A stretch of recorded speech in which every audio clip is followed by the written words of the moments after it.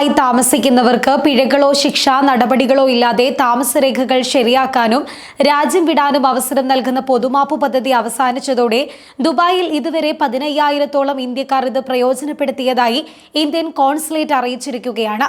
December 31-ന് അവസാനിച്ച പൊതുമാപ്പ് പദ്ധതി വിജയിപ്പിക്കുന്നതിൽ Indian കോൺസുലേറ്റും സുപ്രധാനമായ പങ്കുവഹിച്ചിരുന്നു. കോൺസുലേറ്റിലെയും ദുബായ് അവീറിലെയും ഫെസിലിറ്റേഷൻ സെന്ററുകൾ വഴി പ്രവാസികൾക്ക് പരമാവധി ആനുകൂല്യങ്ങൾ ലഭ്യമാക്കിയതായും ഇന്ത്യൻ കോൺസുലേറ്റ് അറിയിച്ചിട്ടുണ്ട്.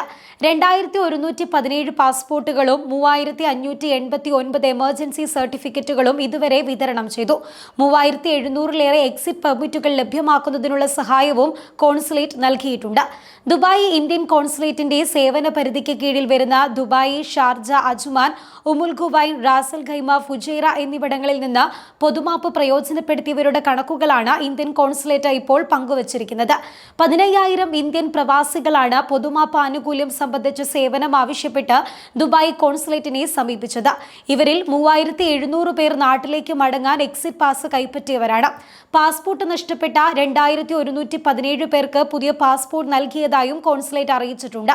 3,586 പേർക്ക് താൽക്കാലിക പാസ്പോർട്ടായ എമർജൻസി സർട്ടിഫിക്കറ്റും നൽകി.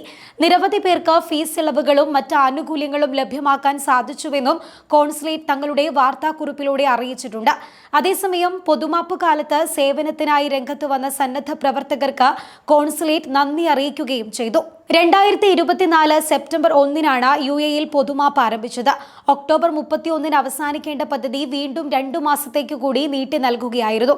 രാജ്യത്തെ നിയമലംഘകർക്ക് അവരുടെ പദവി ശരിയാക്കാനുള്ള അവസരം നൽകുന്നതിന് UAE ഗവൺമെന്റിന്റെ മുൻകാല സംരംഭങ്ങളെ അപേക്ഷിച്ച് ഈ ഗ്രേസ് പീരീഡ് അത്ഭുതപൂർവമായ വിജയമായിരുന്നുവെന്ന് ദുബായിലെ general directorate of residency and foreigners affairs മേധാവി lieutenant general Mohammed Ahmed Al Marri അഭിപ്രായപ്പെട്ടിരുന്നു.